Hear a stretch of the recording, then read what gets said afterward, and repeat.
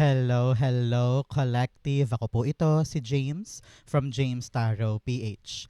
This is a timeless reading para po sa inyo. Kaya kung kailan mo to makita at maklik at mapanood, ito yung tamang oras at araw para malaman mo at marinig mo ang mensaheng ito para sa'yo. Okay? So while I shuffle your cards for today, pumikit ka na muna and make a wish. Para this time around, magkasama yung frequency ng pagtupad ng hinihiling mo sa mensaheng dapat mong malaman today. Okay? So begin mo na. Mag-wish ka na ngayon. Whatever you're trying to desire and manifest, chance mo na to do so. Okay? Your spirit guide and angel guides are around you, hearing the frequency and energy of your prayer and wish. Wow, beautiful. Okay, napakaganda ng mga cards mo today. At the background of your reading, meron kang the Page of Pentacles. Talaga namang may bagong biyaya, may bagong dapat i-prioritize, no? Nakita ko dito na tinatawag ka ng yung Spirit Guides Collective to study something. Meron ka daw dapat pag-aralan ngayon or buting-tingin or i-research. Some of you ay tinatawag na mag-undergo ng training, workshop, o kaya seminar, o kaya kumuha ka daw ng konting YouTube tutorial. Meron kang bagong dapat pag-aralan. And this one, kung ano man tong blessing na ito, ay talaga magpapabago sa andar ng iyong buhay. Maaring itong negosyong to na gusto mong pundaran ay kailangan daw buhisiin muna kung tama ba yung proseso. Itong papasukin mong sideline ay pinapayuhan ka halimbawa na buting tingin mo yung market value o kaya kung paano yung finances. Itong halimbawang trabahong ito, halimbawa napalipat ka sa ibang department or tumaas ang pwesto mo or nakakuha ka, no, nakatanggap ka ng isang bagong trabaho, sabi dito, ilaan mo yung oras mo para aralin siya. Para ins and outs ng bagay na yan ay talaga namang maintindihan mo fully. Because your knowledge this time is definitely your power. Kaya wag kang ma-ego or ma-pride na ay alam ko na yan, hindi ko na yan dapat pag-aralan. Ay okay na ako dito. Always be hungry with knowledge. Like kang uhaw, gutom sa kaalaman, para kang sponge, no, na sumisip-sip na maraming tubig, no? Mas maraming kaalaman, much better yan para sa iyo. Okay? So, in your card for today, ito yung current energy mo, meron kang Chariot card. Talagang sinasabi dito ng yung Spirit Guides Collective na meron ka ng bagong journey. Ramdam ko dito yung kahandaan mo para subukan yung isang bagong bagay. Nasa kamay mo ngayon ang manibela para magtagumpay ka. Kapag po lumalabas si Chariot card, isa tong malaking indikasyon ng matagumpay na plano or matagumpay na andar sa buhay. Kaya ngayon palang magalak ka na. Congrats, congrats, congrats. Great, great sign for you. Nakita ko dito some of you are transferring or traveling. Meron po sa inyo lilipat ng ibang bansa, ibang kumpanya, ibang lugar, or lilipat ka ng ibang bahay, o baka lilipat ka ng ibang industriya. Baka career change ito at ready ka ng gumalaw at subukan yung mga bagay na ito. Kaya talaga tinatawag ka na aralin ito para bawat hakbang mo, bawat andar mo ay talagang nabusisi at napaghandaan.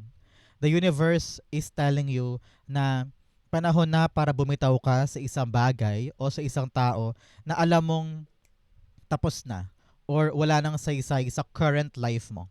Siguro before napaka-importante niyan, pero na-realize mo na I want growth, I want success, I want to be better, I want bigger, I want bolder, I want my dreams to come true. Kaya ngayon handa kang sumugal at tumulay sa mga bagong bagay. The universe is really protecting and guiding you this time dahil handang-handa ka na daw. So ang tanong dito collective, ikaw ba'y hahakbang or aatras? Ikaw ba'y mananatili lamang sa pwesto na yan at kontento ka na? Or nandun yung pagnanais na, sige subukan natin, sige ilakad na natin, sige tulayan na natin. Because the growth will only come para sa mga taong handang sumugal sa buhay at handang mag-try para magkaroon ng kaching-kaching valuable na pagkakataon na pag tinanim mo, talaga namang tutubo yan in your favor. Bigyan kita ng life card dito. In your card, you have happiness. Yes. Ito ang dapat mo daw hanapin, tumbukin, pagsumikapan, at saka ilaban yung iyong happiness. Ano ba ang happiness ni collective ngayon? Example, ang happiness para sa iyo ay kompletong pamilya, o kaya ang happiness sa iyo ay permanenteng trabaho, o makaipon, makabili na ng bahay, or makapagpundar ng magandang negosyo. Iba't iba ang version ninyo ng happiness. Sabi dito, I am aware that being happy means that I am on the right path. Yes. Kapag talaga ipinaglalaban mo yung alam mong sayo, yung gusto mo talaga, yung meron kang fighting spirit na, sige, itulay ko na to, gagawin ko na to, iiwanan ko na yung dati, ready na ako for a new adventure. Nag-uugat yan sa kaligayahan eh. You want to be fulfilled. You want to be satisfied sa buhay. Siguro ngayon, nag-iisip ka, ano kaya yung pwede kong galaw para maging maligaya na ako? Hindi lang to kaligayahan mo ha. Alam ko ginagawa mo to for the happiness of your kids, of your parents, of your partner, your own happiness for the future. Kitang-kita mo na abot kamay siya eh. Ang kailangan lang talaga ngayon ni collective, gumalaw. Humakbang sa journey na ito at abutin yung tagumpay na kayang-kaya mo dahil pinag-aaralan mo. Okay? You also have the three of wands in what's coming in. Sabi dito, yes, alam ko naghihintay ka. Some of you ay naghihintay ng tawag, ng text, ng good news, ng go signal about something. Matagal mo tong hinintay. Sabi mo, pag ito dumating, pag ito nakumpirma ko, pag ito nahawakan ko na yung papeles na to, makakalarga na ako. And your ships are now sailing. Okay? Meron ng paparating na biyaya. At itong biyaya na ito ang susi para talagang makalarga ka. Kaya kailangan mo mag-focus. Kailangan mong i-prioritize itong bagay na ito once na dumating siya. Okay? So sabi dito na yung spirit guides, be ready. Collective, be ready because what you have been waiting for is now coming in para sa'yo at makakalarga ka na. Kating-kati ka, nagigil ka ng simulan tong bagay na ito or itawid or ipanalo. At ito na yung simula ng pag-abante mo. Kaya maghanda ka ngayon, kakaripas ka ngayon ng takbo para dyan. Okay? Partneran natin to ng healing cards for your life. The three of wands being clarified by you have all is well. Yes. Tingnan mo naman, napakaganda ng green na galaxy. It's really speaking pera, kasaganahan, abundance, fertility. It's also show lush na garden, no? Talagang yumayabong, safe, healthy, at abundant para sa'yo. Sabi dito, all is well. Lahat daw ng bagay sa buhay mo ngayon ay okay. Kung siguro ngayon habang nag-uusap tayo, collective, pakiramdam mo, bakit walang nangyayari? Bakit ganto? Bakit ganyan? Bakit mahirap? Bakit wala pa rin? Dahil hinahanda ni God para sa'yo. No? Kaya ngayon lang siya ibibigay dahil pine-prepare ka pa ni God para pag dumating na ito, kayang-kaya mo siyang mapanghawakan. Alam mo, maraming pagkakataon na rin sa buhay natin na we also understood na, kaya ngayon lang binigay kasi ganito. Right timing talaga si God kasi ganito. So, for sure in your life, napatunayan mo na ito, na mas maganda pa rin ang timing ni God kaysa sa timing natin. Kahit pa naghihintay ka dyan, nagmamadali ka, naiinip ka na, si God pa rin na magde-decide kung kailan niya ibibigay. And this is your confirmation, ibibigay na. Kaya all is well na. Mapapanatag ka na, lahat ng worries mo, lahat ng fears and insecurities mo before, lahat yan malulusaw na kasi marirealize mo, okay na, tapos na, hindi na ako mangangamba, hindi na ako matatakot, hindi na ako magdududa pa kasi dumating. Kumbaga parang meron ka ng pinanghawakan eh. Meron ka ng physical or tangible proof na dumating, ito na talaga yon. Kung naghihintay ka ng exam results, interview results, or yung iyong mga pinilahan or mga confirmation about something, Ang sagot ay yes, yes, yes, yes. Para sa'yo to, makukuha mo na, lalarga ka na. Okay? Especially in your fortune, meron kang the Six of Swords. Iiwanan mo na collective yung magulong buhay na palaging nagdarahop, laging kapos, o kaya puro kalbaryo. Sabi dito, ito na yung panahon na aabante na ang buhay patungo sa mas tahimik, mas kampante, relax, peaceful, at talaga namang hindi ka ganun gumagapang, hindi ka tulad dati. No? Ngayon, kayo po'y tinatawag ng yung spirit guides to really charge forward. Charge forward. Wag nang babalik sa mga pinanggalingan na alam mong nakasakit sa'yo, na alam mong napahirapan ka. You always need na sabihin sa sarili mo, aabante ako ano man ang mangyari. Kung ito ay paglayo sa mga toxic people, paglayo sa mga kaguluhan, o sa bigat ng sitwasyon or bigat ng problema, it's really a great time for you para umabante na. Okay? Nakita ko dito na lahat ng pasakit or lahat ng iniyak mo before ay over na, tapos na yan. At unti-unti nang giginhawa yung kalagayan mo ngayon. Kung ito man ay tungkol sa career mo, yes, meron ng advancement, makakarinig ka na ng tawag, at ito yung pupuntahan mo na medyo mas magaan, bigger, bolder, better, hindi ka tulad dati. Kung ito ay problema sa pamilya, problema sa iyong relasyon, kita-kita ko po dito na pareho na kayo mag-move on dyan, payapa na, planchado na, relax na. You are now valuing or pinapahalagahan mo na yung importante sa buhay mo. At doon ka na lang nakatutok. Hindi mo nabibigyan pa ng buhay or atensyon yung mga panggulo sa paligid. Sabi mo, ayoko na ng magulo, ayoko na ng komplikado, ayoko na ng maraming drama or issue. I just want a peaceful, happy, contented, and fulfilling life. And good news ito, it will be given to you. Kaya kung dumadaan ka ngayon collective sa isang mahirap na estado ng buhay mo at parang feeling mo, kailan ba to giginhawa? Kailan ba to bibilis? Kailan ba to gagaan? Malapit na. Okay? Bigyan kita ng timeline card dito sa ating oracle cards here. You have December. Okay. Sabi dito, number 26. Special po ba sa inyo number 26? Baka birthday mo or address. Pwede ring number 2 and number 6.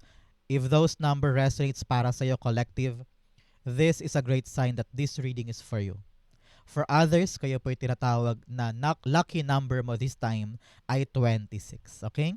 So, in your timeline, antabayanan mo sa Disyembre ay talaga namang merong magandang pag-alwan sa buhay mo. Hindi mo na makikilala ang buhay mo pagdating ng Disyembre. Okay? Kung kailan mo man ito mapanood, the December coming in, ay talaga namang katuparan nito. Okay? Good news ang darating sa'yo, yung hinihintay nandyan na, at talaga namang aandar ka na. Nakikita ko may traveling, migration, paglipat, pagbiyahe, or pagbabago ng buhay. Talagang from hirap to ginhawa, from lagapak to pag-angat, from kalbaryo to kasaganahan. December is really the milestone coming in for you. So magalak ka. Napakagandang Pasko ito para sa inyo kung nag-celebrate po kayo ng Pasko. Kung hindi naman, ito yung bagong selebrasyon na aalalahanin mo every year nung December. Kasi dito talaga nagsimulang maramdaman mo yung paggaan dahil sa bagay na ito.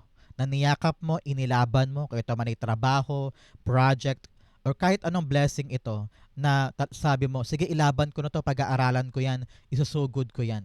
And you wasted no time. Sabi mo, the minute na mangyari ito, the minute na makuha ko to, ilalarga ko to, kukunin ko to. And here you are. On December, you are now better than before. Mas nakakabayad ka na ng bills, tahimik ang buhay, walang magulo, walang pasaway, kampante ka, hindi ka tulad before, nagigising ka, problema agad, tutulog ka, hindi ka makatulog dahil puro problema din. So, nagbago na yan. At nakita mo dito na you are being guided and protected by God with this blessing. So, congrats po. Bigyan kita ng fortune cards for this time sa buhay mo. Ito yung mga matatanggap mo at payo sa'yo pagdating sa yung kaching-kaching money this time, okay? You have many choices. Wow. Opportunities abound when you are in a dilemma. All roads lead to Rome. Look at all of your options. Sabi dito, may mga pintuan at may mga options na magbubukas para sa'yo. Ang kailangan mo, tignan mabuti kung ano talaga yung para sa'yo dyan. Buting-tingin mo, tignan mo mabuti kung alin ang swak at yung mapipili mo, yan talaga yung destined for you. Okay? Another message. Wisdom. Insight into the nature of physical objects gives you foresight. Use your best judgment. Sabi dito, pag pinag-aralan mo kasi yung isang bagay, ituturo niyan sa iyo yung tamang desisyon. Kaya hindi pwedeng bara-bara, hindi pwedeng bigla ang desisyon lang. Kapag pag minumunihan, kapag ni-research o tinigdang mabuti, doon papasok ang wisdom para sa'yo. At makikita mo kung ano yung best move mo para dyan. Para hindi masayang, di ba? Another message, you have direction. Yes, wow, a brand new direction is coming. Do not deviate from your path. Attract a mentor if necessary. Plan where you want to be. Sabi dito sa pag-abante mo sa buhay, sa pagkamit mo sa mga pangarap mo at saka sa mga ikakaunlad mo, maghanap ka daw ng isang taong gagabay sa'yo. Siguro tong taong ito may pinag-aralan or successful siya sa chosen field na yan at pwede mo siyang gawing role model bilang gabay mo para magtagumpay ka din.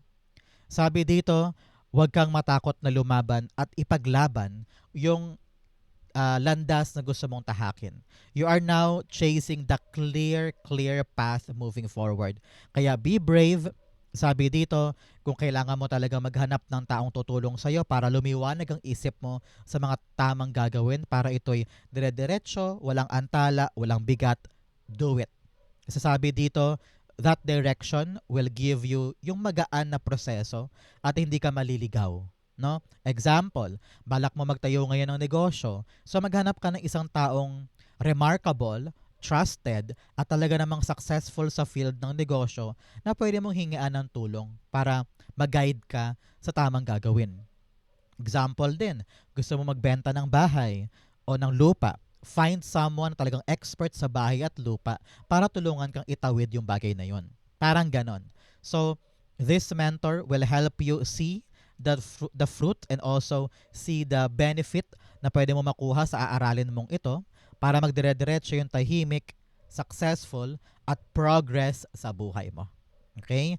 Napakaganda collective ng yung special reading for today. Aabante ka na sa paglago. Ito na yung panahon ng pagbabago. New chapter, new beginning. Progress is on the way. Okay? So bigyan kita ngayon ng money ritual and manifestation ritual. Close your eyes, collective.